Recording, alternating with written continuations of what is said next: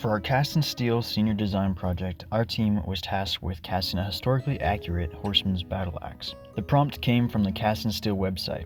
At the Battle of Bannockburn in 1314, Robert the Bruce killed an English knight in single combat using a short one-handed axe. Apparently his only complaint afterwards was that he'd broken the handle. Let's hope ours doesn't suffer the same fate.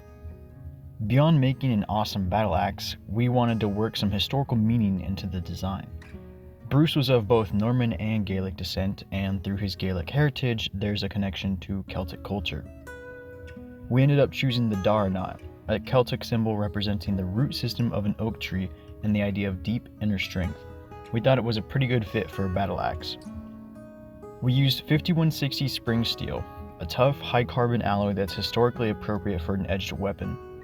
Here's a 3D model, and the match plate pattern we constructed for the sandcasting process. Before making the match plate or pouring, however, we ran casting simulations in Altair and Spirecast to dial in our gating and feeding system. That process took significantly longer than expected. Getting the model to export correctly into the software required several attempts, and each simulation run was very slow on our available hardware. One eternity later. After quite a few iterations, we had a design we were confident in. Pour Day came with its own complications. Our campus's main induction furnace was out of service, so we used the larger furnace with smaller crucibles. Not ideal for pouring steel at over 3,000 degrees Fahrenheit. No blowouts on the sides, but one of the risers froze before it filled. Only on one, all the other one's still good.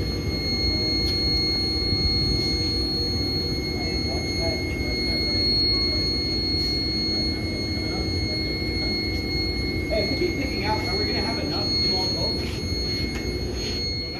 As you can see here, the bottom of the crucible is glowing. That's definitely not a sign you want to see when you still have more molds to fill.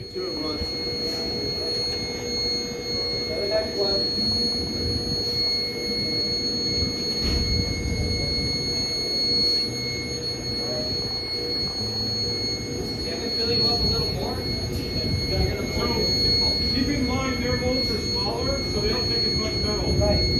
Okay. Fire out.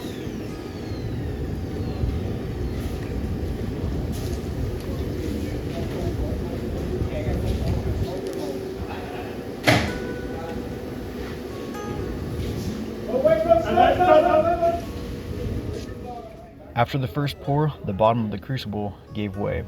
The team member holding it had to redirect the steel into a nearby pig mold on the spot.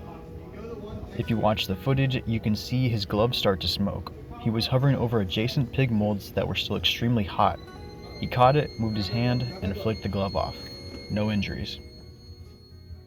The second crucible failed the same way. Both times we adapted and kept pouring. All 3 axe heads got filled. After the shakeout, we sent all 3 castings for X-ray inspection. The breakouts had introduced gas into the later molds. The X-rays on 2 of the 3 showed significant wormhole porosity. The first casting came back clean. That's the piece you're seeing now. Finished, ground down with the Daranat exactly as we designed. 1 out of 3, we'll take it. Between the simulation software, the broken furnace, the 2 crucible failures, this project tested us at pretty much every stage. The Daranat is supposed to represent strength under pressure, and looking back, that feels like the right symbol to have on it. Thanks for watching, and a big thank you to our faculty sponsor, Dr. Treba, and to the Cast and Steel Committee for putting on this competition.